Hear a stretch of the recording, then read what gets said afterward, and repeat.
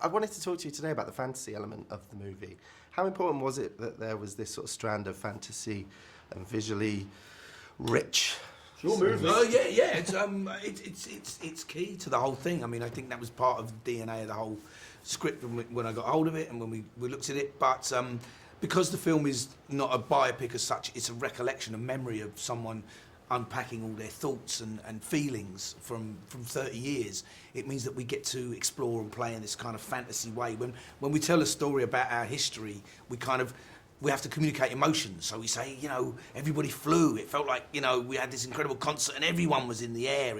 Because that, we can all connect to that idea. You can imagine that. But what the film gets to do is manifest that and make it real and communicate it visually like that. So that's an incredibly important part of what we try to achieve. And what was it like for you, Taron, to hear that they were going to incorporate this sort of element? Well, I was always interested in the idea of playing Elton, and I have to say I did inquire about it when my friend Tom Hardy was attached about 18 months before Matthew Vaughn came to me on set and said, how do you feel about playing Elton John?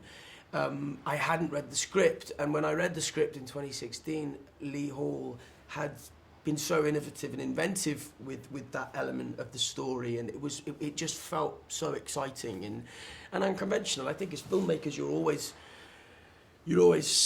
seeking to find things that are non-conformist, and I genuinely feel Rocketman is that, because it's a story told in an unconventional way. Well, that's who Elton is as well, though. Yeah, absolutely. Yeah. And you mentioned the sort of scene in the Troubadour where everyone lifts up, but a standout scene for me was the underwater scene. Mm-hmm. I loved it, and I wanted to ask, Taron. I am Wales's foremost underwater actor.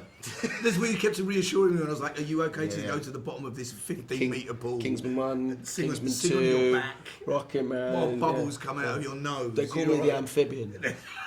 What was it like to sing underwater? I mean, obviously, tiring. It's full on. It's a great challenge, underwater work, and I've done a fair bit of it because Matthew Vaughn seems to really like seeing me underwater. But I loved that challenge. That underwater team, that diving team, I've worked with 3 times now, and they are phenomenal professionals. What they do is so extraordinary.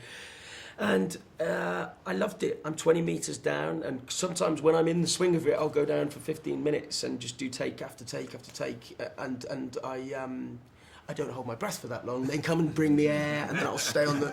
But it's very like a balloon. It's a little sip, but off it goes again. It's like you go to you go to a quiet place. You have to kind of zen yourself. It's an incredible amount of self-control. It's incredible.